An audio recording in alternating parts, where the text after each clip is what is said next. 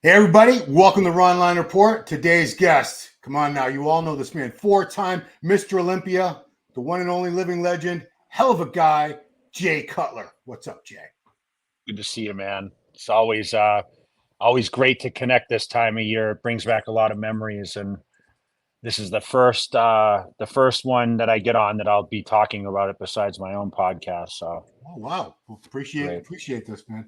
Yeah, I mean, you're a man of your word. I saw you back at the NPC Jay Cutler Classic in Boston in April. You said you'd come on and talk about the Olympia, and here you are, man of your word. I love it. So, all right, guys, before we get started, subscribe, like, share, ring the bell, do all that good stuff, and let's get into it. All right, so this is obviously the big battle is going to be. Well, that's Derek by himself. Let's go to Hottie versus Derek. So these two guys have gone back and forth now. Derek got second place at his first Olympia, 2022, his first Mr. Olympia.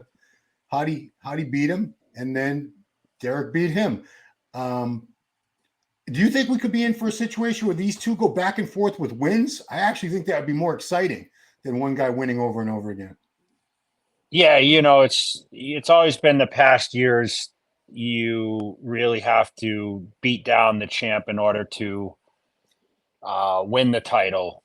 And Derek being second, the year Hottie won, and then Hottie going to win number two, and Derek, of course, was victorious. That was a situation where I wasn't so sure.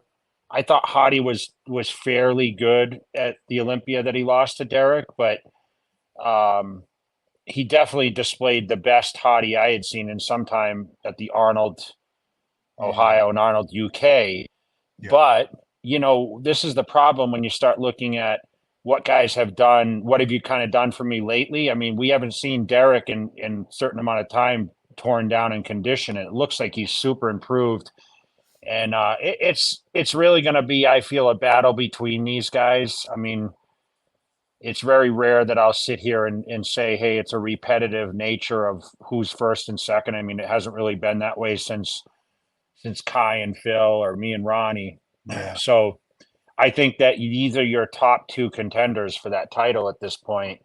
And I think it's just a toss up. It really comes down to who nails it that day. And no one, listen, the decision on who's going to fall out, we can talk about a number of guys that in the top 10, it's really going to come down to who shows up on point. And some guys are going to miss their condition.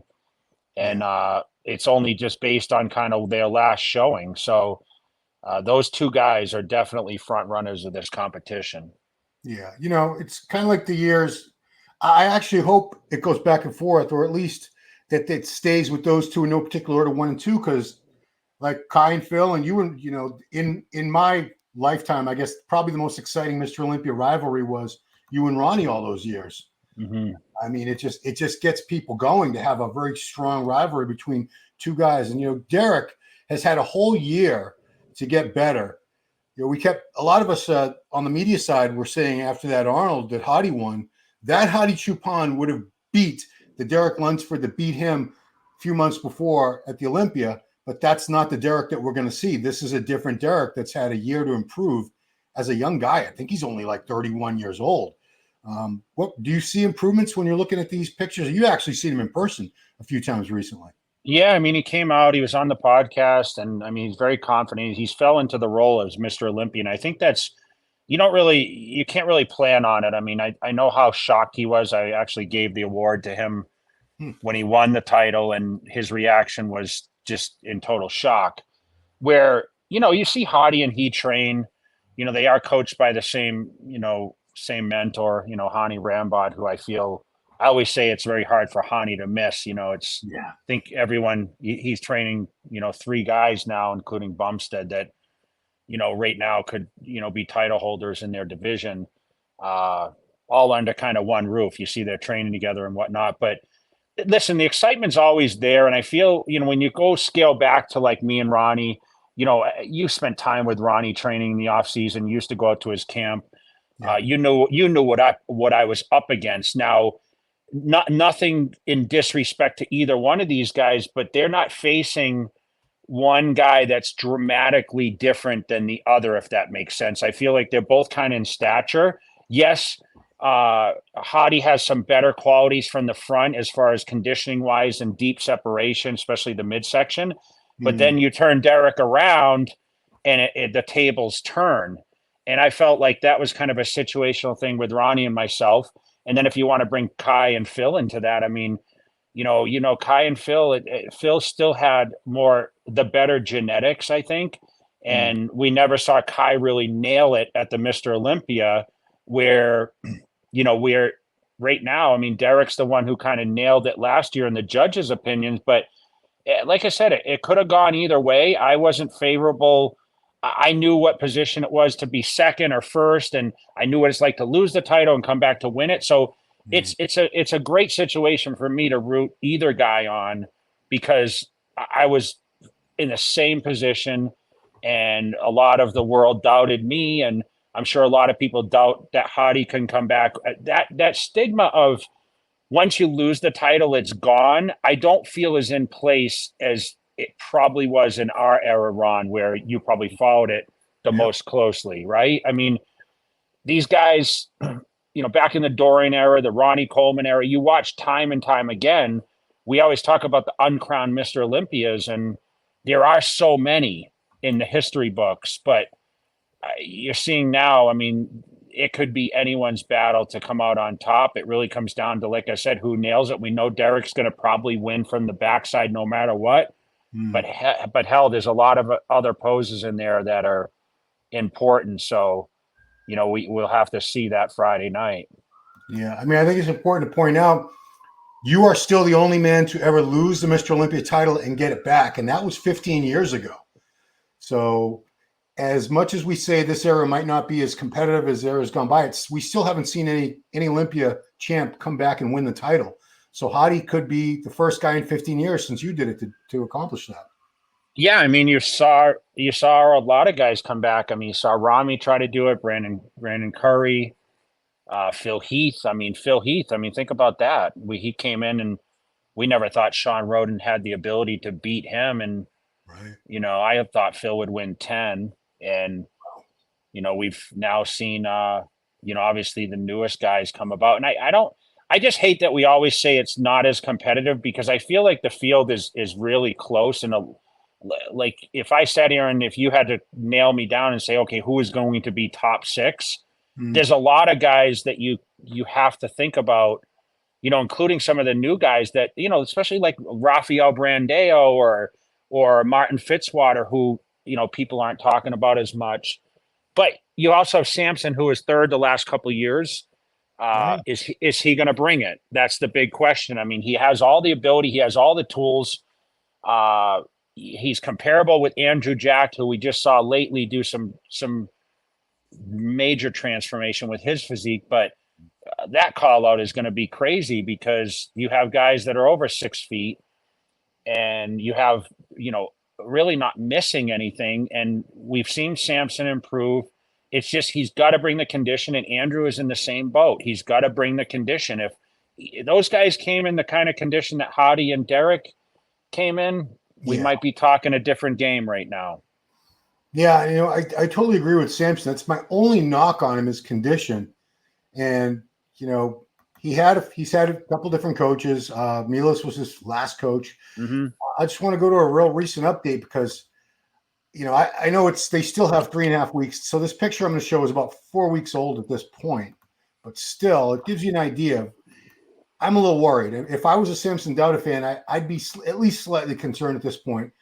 Looks to me like from the back, those hams and glutes, they still have a ways to go. Can you see that up there? Yeah, I saw this image, and I hate judging pre-contest photos because that condition really comes in those last couple of weeks. But listen, his condition is great. His condition is super. It's just the problem is he's up against Hottie and Derek. That's the problem that he's dealt with. Think about it. He'd be winning every show if these guys weren't there and in the condition. I always say those the smaller framed guys, especially those two coming from a former division, the condition factor is attainable. I mean, look at Dexter Jackson, how conditioned he was all those years. But when it came down to Olympia, Ronnie and myself, like it just the size difference was a major factor. So if you want to go pound for pound and body part to body part, I mean, there's not really anyone that's as complete as Samson. He just needs to be 10% better than he's been, and he may have the ability to move up from there. But that's all he needs. He needs to show some improvement from what he has the last couple of years to make sure that the judge's eyes, he's heading in the right direction. And this guy his potential is unlimited. Yeah. And, he's being coached by his wife, and I think she's done a very good job. I just wonder, it's obviously not going to happen, at least for this Olympia, but maybe in the future. You worked with Hadi. Hadi, like you said, rarely misses. I wonder if Hadi could be the person to take him to that next level of conditioning. Because, man, look at this physique. It's a beautiful physique. It's got everything. Just needs to be sharper. So we'll see. All right, let's move on. Oh, we lost you there, Jay. Lost you there for a second. I'm going to keep talking about Samson while we get you back. Lost you there. Okay, guys, we're waiting for Jay, so we're going to go back to. Oh, there we go, Jay. You're back, and we're back. You see me, Ron? Yeah, I see you. So let's turn the conversation to this guy, Nick Walker, who missed last year. He had a very, very unfortunate accident, injury right before the Olympia, but he did come back strong and got his qualification early in the season at New York Pro after a lot of people gave him crap for not looking fantastic.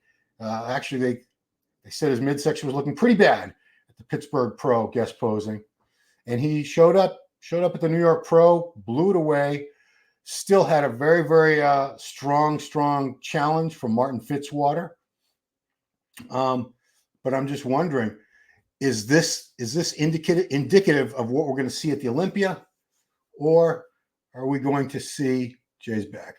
Yeah, Jay. So, you hear me okay, Jay? Yeah. Yeah, hold on. I had a call, so it cut me. Went over to that. Yeah, so Nick Walker, I mean, this wasn't the best Nick Walker, but this was sort of a quick prep, I think, just to get his qualification. Do you think he's going to look more like he did a couple of years ago when he took third place at the Olympia? He's the big question mark, Ron, because I feel he has the ability to shut a lot of people up. I feel like he has something to prove, especially after New York.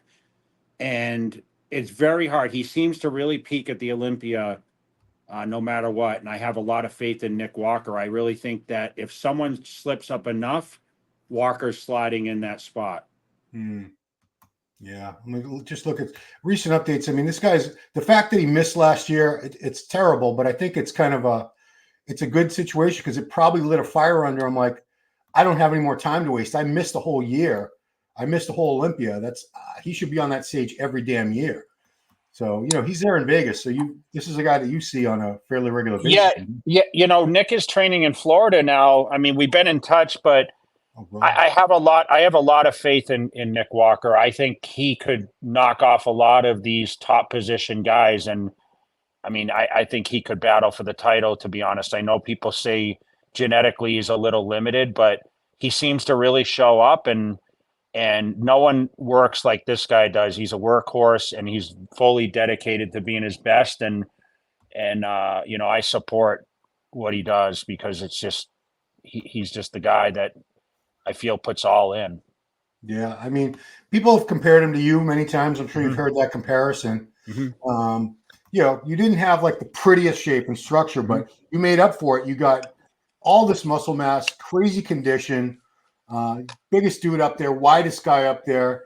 And I think Nick is he's in that same model of the same type of bodybuilder you were. So I remember for a few years, people were saying Jay Cutler will never win the Olympia. Yeah. No way. And you got 4 of them. So what do you know? Yeah.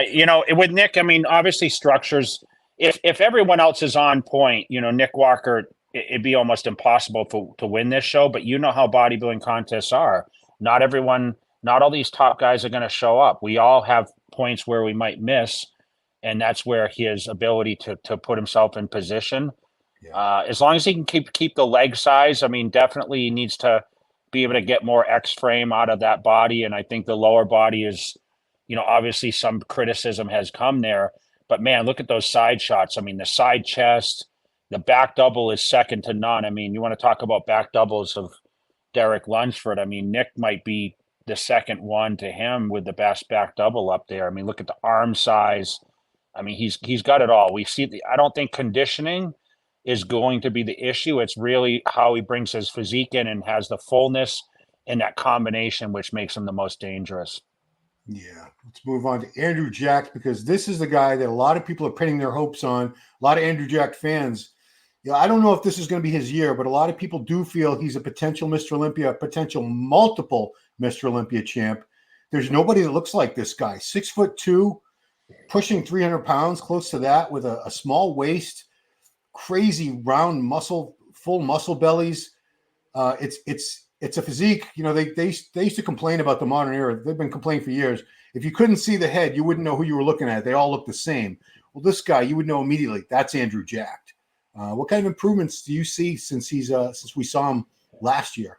I mean, what we saw at Texas definitely improved size-wise. Still needs to gather a little bit conditioning from the backside and just that little bit of film he had. But listen, his posing is going to make the biggest difference. He really needs to get into some of his poses, the side poses. We witnessed, at the Arnold Classic that year when he pulled the third place there because of the lack of depth from his side poses. Yeah. He's definitely made improvement on that. But at the same time, I feel like there's a lot of poses. We see him now hit the front double in a standard front double position, which before he was kind of in that Victor Martinez tilted mode front double, which I feel like, I mean, he has the best front lat spread, the best front double.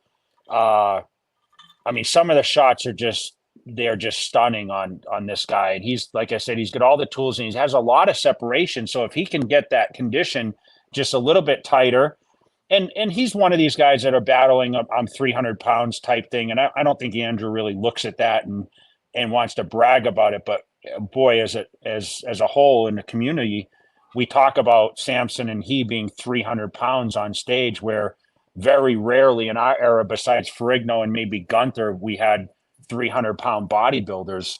Yeah. And of course, height makes a huge difference because anyone at 5'9" and 300 pounds, they'd be out of shape on the Olympia stage at 300.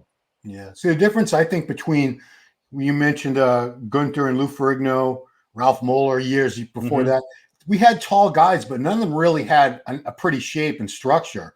You could tell. Like I always say, if you look at somebody and you can immediately tell either they're much shorter than an average guy or much taller, something's wrong. That means the limb proportions are off. This guy, Samson, they have the exact skeletal structure you want to give you that X frame without overly long limbs. Yeah, and we've had Tony Freeman in there. Let's not leave him out because he was really put together. But of course, he had the pec issue, and I think sometimes it was more of a conditioning thing. But I mean, Chris Aceto, he raves about Andrew Jack. I know how he's training right now in California. He's very dialed in, and he has his eyes on this Olympia prize. And I really think, they're predicting a victory.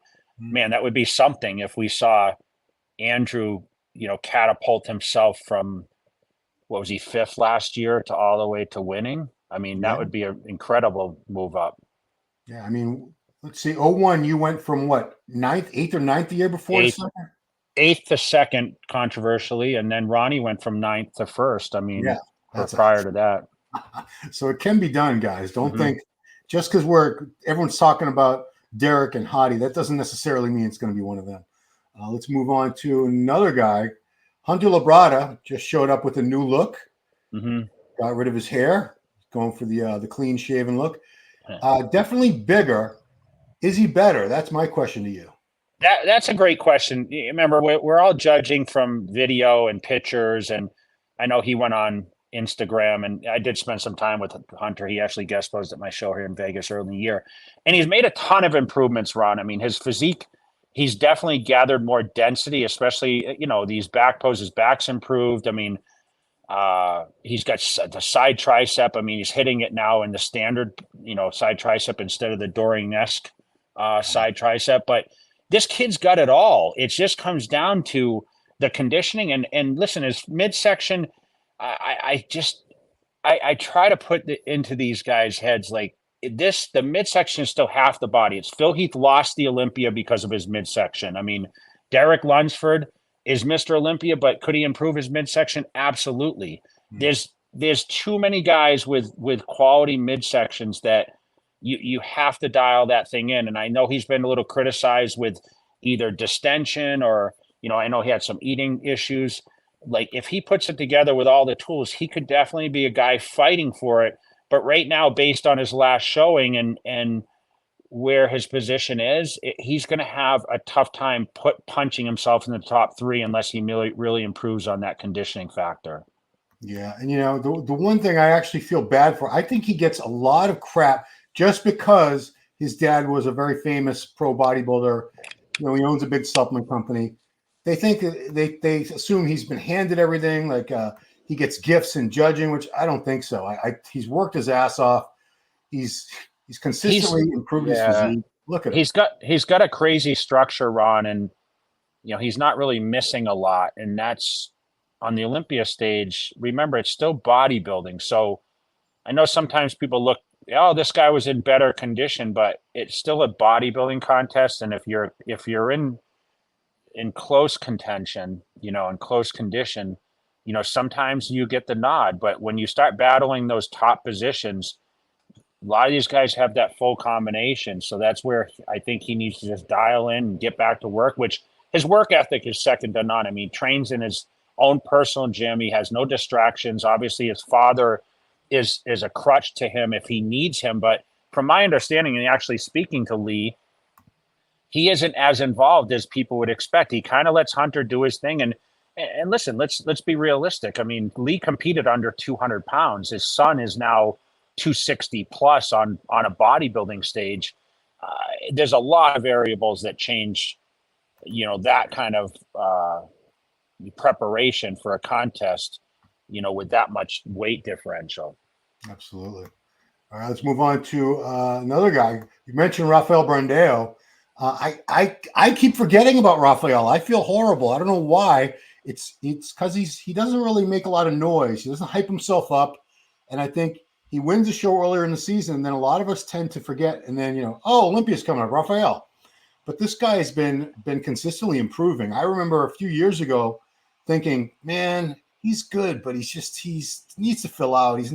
Doesn't have the mass to catch up with these guys, and I think he's just about there with the mass that he needs.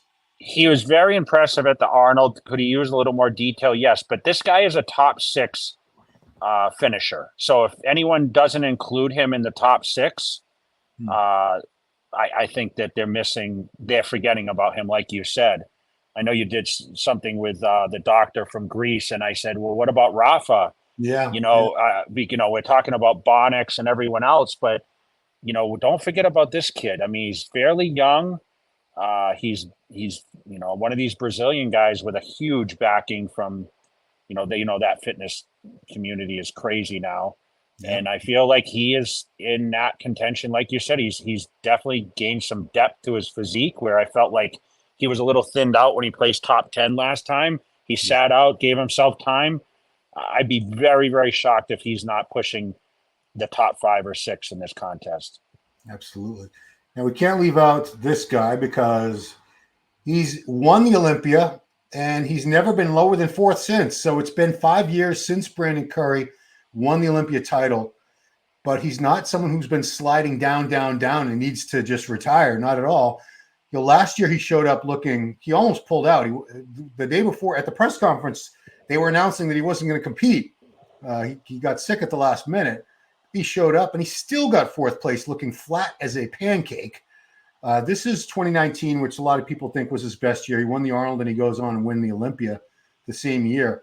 The question is, does he still have the fire? Does he still have the drive? Do you ever talk to him or have any contact with him? No, I don't. And, listen, Brandon was a great representative for Mr. Olympia. I mean, he's a family guy. He's very dedicated to his craft. I mean, for a guy to pack up and head to Kuwait and train and take time away from, obviously, you've seen the success of his family is his boy, is already getting scholarship offers in his football career. I think, with Brandon, we've seen every year Brandon posting lead up. And we've seen, obviously he was training under, Abdullah? Abdullah as his trainer. Yeah. And now they've separated. We heard that news. We weren't sure what was going on. I don't think Brandon's really said much about that, which is typical Brandon fashion. He doesn't speak. He just comes out and shows his business. So he is the biggest question mark in this contest, because very hard to imagine, Ron, you and I being at all these Olympias and being involved, for Brandon not to show up and be in the top 6. I mean, he was, if like you said, he was 4th last year with a hospital visit leading up to the show. I don't know what kind of, listen, it really comes down to, who's improved and what his overall look is going to look like. But you'd have to wonder if he's in the same position he's been all these years when he was fighting number 1 for the title, number 2, or, finishing 4th last year. We have not seen a lot of updates from him other than just a few training sessions that you and I have seen. And unless I'm missing something, I don't see as much stuff online. But listen, I never believed Phil Heath never liked posting his stuff prior to the show. Some guys just like to hide out a little bit. Nick, you notice this year is really undercover. He's not doing it. Maybe Brandon's showing up with a big surprise, and what do we put him at? It's a tough call, because it really, that's what's going to be the surprising thing is how these guys show up on that day. Right. All right. Another guy we mentioned a few minutes ago, Martin Fitzwater, who he won the Detroit Pro. He could have just sat out. He's got a qualification, but decided to go to New York and challenge Nick Walker, and he did challenge him. You were there. Yeah, you showed up, I think, right? Yep. I wasn't there, but I've actually known Martin. He actually competed and guest posed for me out at my show, and when I had a show out in near Montana area. Oh, wow. Actually, Cheyenne, Wyoming. So I actually had a lot of communication with him. Even lately, he gave Nick Walker a solid run. Now, that Nick Walker wasn't what we expected Nick to be. Right. So I'd love to see them toe-to-toe if Nick was his better version. But listen, the kid's working his tail off. He's training out there with Brett Wilkin in Florida. He's very focused. We just spoke the other day, and he is the dark horse of this top 6 or so. Or can he slide in there? I mean, I think his comparison with Rafael, I think, Brandon, I mean, all these guys, I really think, he could be, one of these guys that shape wise and conditioning and the balance really could challenge and beat out some guys that we might think place ahead of him. True. All right, last guy I want to talk about in the Open.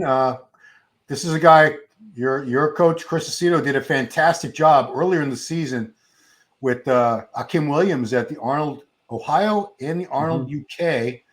And, with him, it's always been an issue of condition. He's got all the size in the world, massive, massive guy, Akim. It's just a matter of conditioning. And I think Chris seems to be the coach to really handle it for him. This is the best Akim I've seen in years since he took 6 at the Olympia. Very impressive in Ohio night show.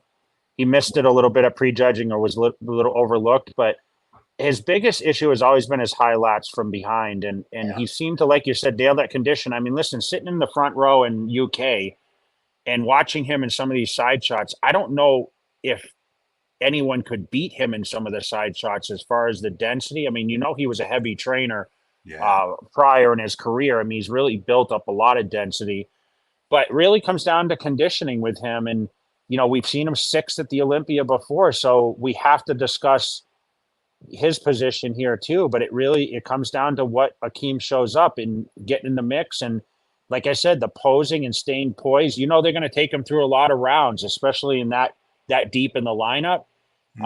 He really could move up and do kind of what he did and show some surprises like he did in Ohio and in UK.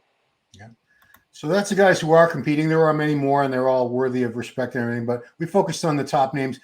Ramy announced just recently that he would not be competing, and a lot of fans are very, very disappointed. And this is the second Olympia in a row that he's not going to be competing, which leads a lot of us to wonder, is he done? He hasn't said anything official. But clearly, the guy had a 10-year pro career. He won the Olympia twice, won the New York Pro twice, several other great wins. He's got nothing to prove. I think he's right around 40 now, too. He's got 3 kids, 2 wives. I wonder. I personally don't think we're ever going to see him compete again. Although I have heard people say they think he's going to do the Arnold Classic. If you were a gambling man, Jay, do you think we'll ever see Ramy on stage again? Hard to come back after sitting out that long. And listen, no matter what, I think, and I was there at the Arnold Classic when he finished 5th after that, losing the Olympia title, and I think he was 5th there also, right? Yeah. 5th or 6th. Yeah. I don't feel he deserved that position. I think a lot of the people watching the show probably thought he could have placed better. Listen, he's had the lower lat issues. He has the tricep thing going on, and I think, he did make some improvements when he came back for the Arnold Classic. But I can tell you, as someone sitting on the sidelines, and I mean, you could ask Phil and some of these other guys that, every year, Kai Green, hey, you can come back and compete. Well, once you fall out of that rhythm and you have your mind set on other things in life, especially him, he's a big star where he is, and obviously a family guy, and he probably has a lot of business that he's been able to build relationships because of his success in the fitness space. There's nothing left to prove. I mean, he's represented being the first guy in Egypt to win the title like that, and he's in the history books, and I don't see him getting the enough in this gas tank to get up back on stage and put him in the place where he needs to be. Not saying he could come back and compete, but is he going to be a contender in that such? I don't really think so. It's just too hard to get away from the stage and come back to that mentality and bring yourself to that dark place to be in that kind of condition and be able to stand with the best in the world. And, these other guys, we have a lot of guys who are younger, hungrier. They're getting better and better. Ramy's struggling to get back to how good he used to be, which it's not a great spot to be in, especially, like I said, this guy's got so many business opportunities, a family. He's adored in Egypt and all over the world. So why? All over, yeah. Yeah. Last guy I want to talk about is not in the Mr. Olympia. He's the classic physique champion for the past 5 years. My question isn't if Chris Bumstead will win again. I believe he will. I would put good money on it. But he's a dad now. He's got part ownership in Raw Revive. He's got part ownership in Gymshark, the huge clothing company. He's got his own energy drink, for goodness sake. Do you think he will announce his retirement on stage after winning his 6th Classic Physique Olympia title this year? Absolutely not. Okay. Absolutely not. Chris goes for, is it 7 after this? This will be 6 this year, yeah. Okay, so I predict why would he stop? I mean, he's got all the tools. He's still, setting a standard for this division. I think he uses a lot of that in his marketing. Like you said, I mean, he is the modern day.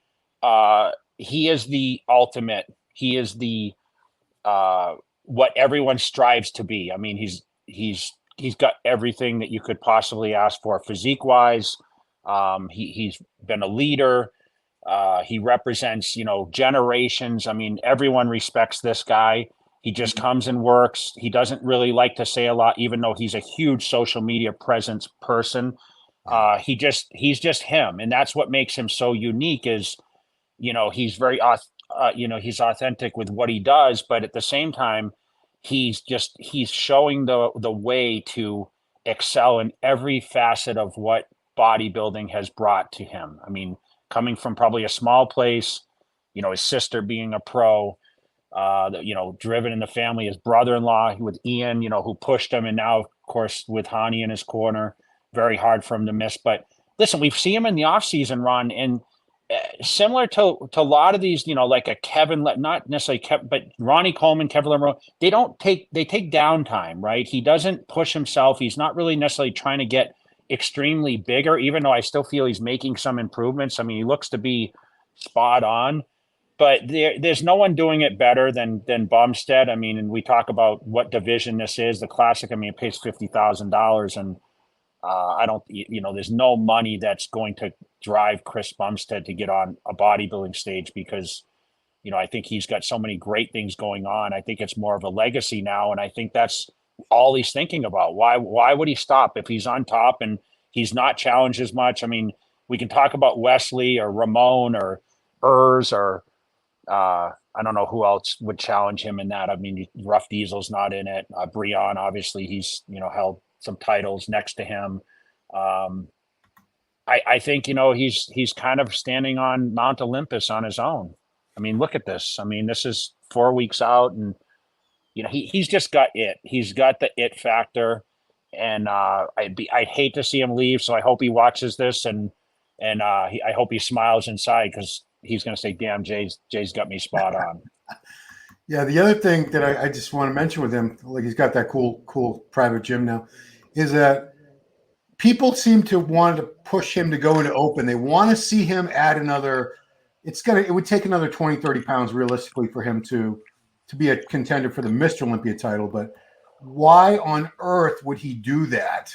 Listen, I was one of those. Yeah, I was one of those people because he's got a crazy structure. And if we went back in bodybuilding, I mean, Chris Bumstead could be Mr. Olympia if the standard changed. And that's, I think, what I was saying, Sean Ray was saying is, he may stand up there and you might look at that body and say, okay, compare him next to Derek and Hottie and that stretched out physique with that structure. They may look, the eyes may go on him. I mean, think about the eyes that are on classic physique. And I think bodybuilding, sometimes we look at the more physiques. I know it's more entertaining, but if you really eye bodybuilding, what it's about, I mean, why did the classic division come to be? Because they wanted a division that was attainable for certain people. And listen, Bumstead won his pro card at the North Americans or, to get in the open division. And where could he have gone if the classic physique never came about? Where would Bumstead be right now based on the standards of today? Yeah. That's where it's all about, Ron, is he has the ability to stand on and win. I think he could win an open pro show. Now, Olympia is a whole different story, but it really comes down to who shows up. I mean, look at UK a week ago, and we saw Hunter show up in Italy, and yes, he was challenged, but Chris has a lot of tools that we look at a lot of bodybuilders, and I mean, I wouldn't push him to really get that much bigger. When I was saying he should do an open show, I don't expect him to put on 20 or 30 pounds, even though at the Olympia he'd need that. Yeah. But I think they just want to see, hey, how would he compare up there? I mean, shoot, you saw him posing with Ramy when Ramy won the Olympia that year. I mean, there was some size difference, but damn, Chris looked pretty good. So I mean, it goes back to, you're old enough to remember when the Olympia was just one open class. It wasn't that long ago, but we remember seeing Muhammad Makawe, 170 pounds, standing next to Lee Haney, who was 240 pounds, and he beat him back in the day. Yeah, look at Barry DeMay. Compare him to Chris Bumstead. I know it's a different era, but I mean, Chris is not a small dude. I mean, he's got a lot of assets that would make him a contender in a lot of contests. But listen, I expect him to stay in that division. He's probably never going to do an open show. I mean, we just need something exciting to talk about sometimes. But when he's winning his championship this year, and we'll just have to see what his decision is. But no matter what, the community, the whole sport is going to respect what his decision is. But we definitely don't want to see him go. Yeah. Okay. Well, I'm glad I'm actually glad that I hope you're right. I hope he does stick around because he doesn't need to compete anymore. He's always going to be relevant. You're as relevant now as you were when you were competing, if not more so. Yeah. Listen, he's definitely got some different areas he's focusing on in his life, but if you look at everything he posts on Instagram, Ron, it has to do with bodybuilding in a sense, right? He's still posting all his training things. He's inspiring people all around the world, all ages.